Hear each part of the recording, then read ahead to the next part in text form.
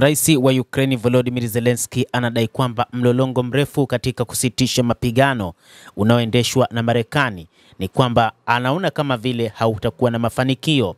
Hata hivyo, katika siku za hivi karibuni kulifanyika mkutano huko nchini Saudi Arabia katika jiji la Riyadh, ambapo Zelensky amesema makubaliano hayo ni hatua katika mwelekeo sahihi, lakini baadaye hautakuwa na mafanikio. Hata hivyo, maandishi tofauti yaliyoelezea makubaliano kati ya Marekani na Urusi na Marekani na Ukraine kulikuwa na tofauti fulani, lakini nyingi zilikuwa sawa. Pande zote zilikubaliana kuhakikisha urambazaji salama na kuondoa matumizi ya nguvu na kuzuia matumizi ya vyombo vya kibiashara kwa madhumuni ya kijeshi katika Bahari Nyeusi. Pia walikubaliana kutayarisha hatua za kutekeleza makubaliano hayo kwa kupiga marufuku makombora dhidi ya mitambo ya nishati ya Urusi na Ukraine. Zelensky alisikitika kuwa hakukuwa na marufuku ya wazi juu ya mashambulizi dhidi ya miundombinu ya kiraia, lakini ilionekana kwa upana. Aliwaambia waandishi wa habari kwamba Ukraine itatekeleza kile kinachofanyika ama kilichoelezwa katika Bahari Nyeusi na itasitisha mapigano ya nishati mara moja, na alikubali ajenda yake na Marekani ikisema kwamba itabaki na nia ya kusaidia kufanikisha ubadilishanaji na wafungwa wa kivita, kuachiliwa kwa wafungwa wa kiraia na kurejea kwa watoto wa Ukraine waliohamishwa kwa nguvu.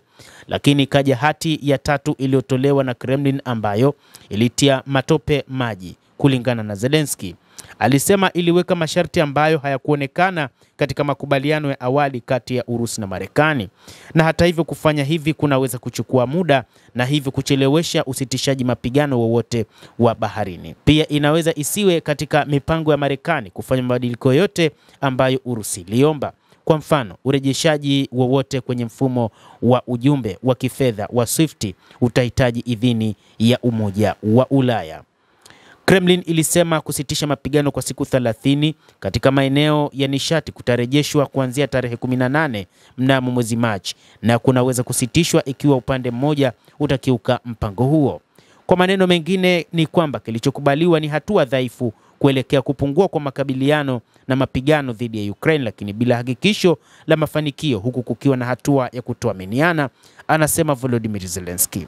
Hata hivyo, kama makubaliano hayo yangedumu, bado ni njia ndefu kutokana na usitishaji wa vita kwa nchi nzima ambayo Marekani ilitaka hapo awali. Inasemekana kwamba mara nyingi kumekuwa na kusitisha mapigano ni mchakato na sio matukio. Zelensky anasema kwamba kusitisha mapigano ni mchakato, sio matukio, na hiyo ni kweli kama zamani kwa makubaliano hayo.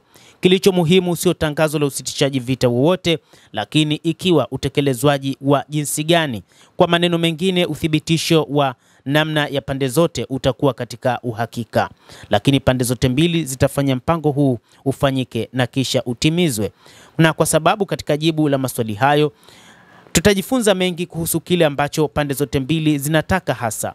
Lakini je, wanataka usitishaji mapigano ugeuke kuwa amani au wa muda mrefu, au wanataka tu kufanya biashara huku wakibonyeza faida kwao kwenye uwanja wa vita? Anauliza Volodymyr Zelensky, rais wa Ukraine, ambaye anaona hakuna mafanikio katika michakato inayoendelea, na anasema kwamba vita ni bora vingemalizika tu moja kwa moja, lakini bado ana hamu ya kuendelea kuwepo madarakani, huku akionyesha kwamba kuna mataifa ambayo yanamuunga mkono kiongozi huyo wa Ukraine, kwa mujibu wa waziri wa mambo ya kigeni wa Marekani Marco Rubio. Na ndio maana amekuwa akisita mno na kuiona Marekani kama nchi ambayo imekuwa ikiegemea upande wa Urusi.